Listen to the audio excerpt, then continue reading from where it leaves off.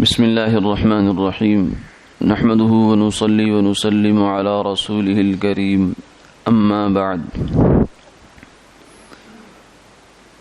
عن أبي ذر رضي الله تعالى عنه قال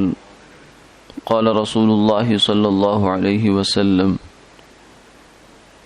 إني لأعلم آية لو عمل الناس بها لكفتهم ومن يتق الله يجعل له مخرجا ويرزقه من حيث لا يحتسب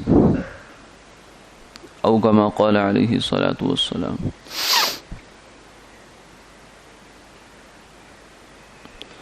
حضرت ابو ذر رضی اللہ تعالی عنہ سے مروی ہے کہ رسول اللہ صلی اللہ علیہ وسلم نے یہ ارشاد فرمایا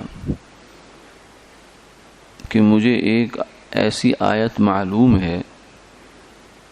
کہ اگر لوگ اس کو اپنا لیں تو وہ ان کے لیے کافی ہو جائے. پھر آپ نے اس آیت مبارکہ کی تلاوت فرمائی وَمَن يَتَّقِ اللَّهَ يَجْعَل لَّهُ مَخْرَجًا وَيَرْزُقُهُ مِنْ حَيْثُ لَا يَحْتَسِبُ کہ جو اللہ سے ڈرتا ہے تقوی اختیار کرتا ہے اللہ اس کے لیے راستہ نکال دیتے ہیں اور اسے وہاں سے رزق دیتے ہیں روزی دیتے ہیں جہاں سے اس کا گمان بھی نہیں ہوتا.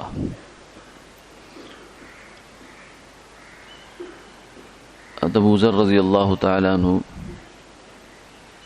آپ صلی اللہ علیہ وسلم کے وہ صحابی ہیں جنہیں درویش صحابی کہا جاتا ہے. انہوں نے ساری زندگی زہد میں اور مجاہدے میں گزاری ہے. ان سے یہ روایت منقول ہے کہ آپ صلی اللہ علیہ وسلم نے یہ فرمایا کہ مجھے ایک ایسی آیت معلوم ہے قرآن پاک کی کہ اگر لوگ اس کو اپنی زندگی میں لے آئیں عمل میں لے آئیں کیونکہ عمل سے زندگی بنتی ہے جنت بھی جہنم بھی. علم برائے علم علم برائے معلومات اس سے کوئی فائدہ نہیں ہوتا. اس سے معلومات کا فائدہ تو ہو جاتا ہے مگر عملی فائدہ نہیں ہوتا. جیسے ہمیں یہ بات معلوم ہو کہ بخار کی حالت میں فلاں دوائی کھانے سے پیناڈول کھانے سے بخار ختم ہو جاتا ہے ٹوٹ جاتا ہے اور ہم اچھی طرح یہ بات جانتے بھی ہیں لیکن خدا نخواستہ اگر بخار ہو تو اس میں یہ علم ہمارے کام نہیں آتا. یہ جو ہم جان رہے ہیں کہ ایسی دوا کھانے سے انسان صحت یاب ہو جاتا ہے یہ علم ہے یہ معلومات ہیں تو یہ ہمارے کام نہیں آئے گی جب تک اس علم پر عمل نہیں ہوگا. جب یہ علم عمل میں آئے گا پریکٹس میں آئے گا یعنی وہ ہم دوائی لیں گے پانی لیں گے اس کو کھا لیں گے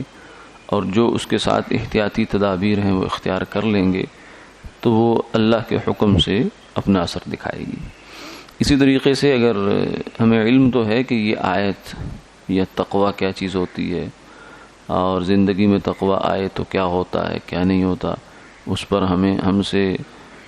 کوئی تقریر کروانا چاہے تو ہم کئی جو ہے وہ گھنٹوں کی یا منٹوں کی تقریر بھی کر سکتے ہیں مثالیں بھی دے سکتے ہیں سب کچھ ہے لیکن جب تک یہ بات عمل میں نہیں آئے گی اس وقت تک کام نہیں بنے گا. جو اس کا نتیجہ ہے وہ ظاہر نہیں ہوگا. اس لیے سرکار علیہ الصلوۃ والسلام نے فرمایا لو عمل الناس بها اگر لوگ اس کو اپنا لیں یعنی اپنے عمل میں لے آئیں تو پھر یہ آیت لکفتہم ان کے لیے کافی ہو جائے. یعنی انسان کے دنیا میں دو ہی قسم کے مسئلے ہوتے ہیں عام طور سے. ایک روزی کا مسئلہ ہے چاہے وہ پیٹ کا ہو یا جسم کا ہو یا مکان کا ہو یا سواری کا ہو یہ سب وہ ضروریات ہیں جو انسان کی مال کے ساتھ وابستہ ہیں. اور دوسرے مسئلہ اس کے تعلقات کا ہوتا ہے کہ مال ہونے کے باوجود بھی بعض دفعہ زندگی مشکل ہو جایا کرتی ہے. سب کچھ ہے اللہ کا دیا وہ بہت کچھ ہے لیکن اس کے باوجود زندگی میں سکون نہیں ہوتا. وہ تعلقات ہوتے ہیں بیوی کی جانب سے پریشانی ہے بیوی کو میاں کی جانب سے پریشانی ہے رویے سے پریشانی ہے طرز عمل سے پریشانی ہے پیسے کی کمی نہیں ہے کھانے پینے کی کوئی کمی نہیں ہے یا جو ہے وہ سسر کو داماد کی جانب سے پریشانی ہے، یا ان کو ساس سسر کو بہو کی جانب سے پریشانی ہے، یا بہن بھائی کی جانب سے پریشانی ہے، یہ کچھ اس قسم کی چیزیں ہوتی ہیں جن کا علاج پیسے سے نہیں ہوتا، ان کا حل کسی ہسپتال میں نہیں ہے، کسی دنیا کے کسی جو ہے کوئی ایسا ادارہ نہیں ہے جہاں سے جا کر آدمی اس مسئلے کو حل کروا سکے۔ تو یہ پریشانی آدمی کو کھاتی رہتی ہے، اس کو جو ہے دیمک کی طرح آدمی کو چاٹتی رہتی ہے، یہ تنگی ہوتی ہے زندگی کی۔ تو یہ دو قسم کے مسئلے ہوتے ہیں ہمارے ساتھ عام طور سے، ایک پیسے کا مال کا مسئلہ ہے، اور دوسرا یہ تعلقات کی خرابیوں کے مسئلے ہوتے ہیں، رویوں کے مسئلے ہوتے ہیں۔ تو فرمایا کہ یہ اس آیت پہ اگر آدمی عمل کرے گا تو اللہ تعالیٰ اس کی کفایت کریں گے، یعنی اس کے دونوں طرح کے مسئلے حل ہو جائیں گے۔ پہلا مسئلہ ہے وَمَن يَتَّقِ اللَّهَ يَجْعَل لَّهُ مَخْرَجًا، کہ زندگی کی تنگی، یعنی سب کچھ ہونے کے باوجود، گھر بہت بڑا ہونے کے باوجود، کئی کنالوں میں گھر ہے لیکن دل تنگ ہوا پڑا ہے، تو اس دل کی تنگی کیسے ختم ہوگی؟ گھر کی تنگی تو انسان پیسے سے ختم کر لیتا ہے، لیکن دل کی تنگی، دماغ کی تنگی اور پریشانی یہ ختم پیسے سے نہیں ہوتی۔ تو فرمایا کہ جو بندہ اللہ سے ڈرتا ہے، ڈر کر زندگی گزارتا ہے، کمانے میں اللہ سے ڈرا، حلال کماتا ہے، اور نظر کی حفاظت کرتا ہے، کان کی حفاظت کرتا ہے، زبان کی حفاظت کرتا ہے، غلط بات نہیں بولتا، غلط چیز سنتا نہیں، غلط چیز دیکھتا نہیں ہے، اور اپنے فرائض کی اہتمام، حرام سے بچتا ہے، تو اللہ تعالیٰ اس کے لیے تنگیوں میں سے کشادگیاں پیدا کر دیتے ہیں۔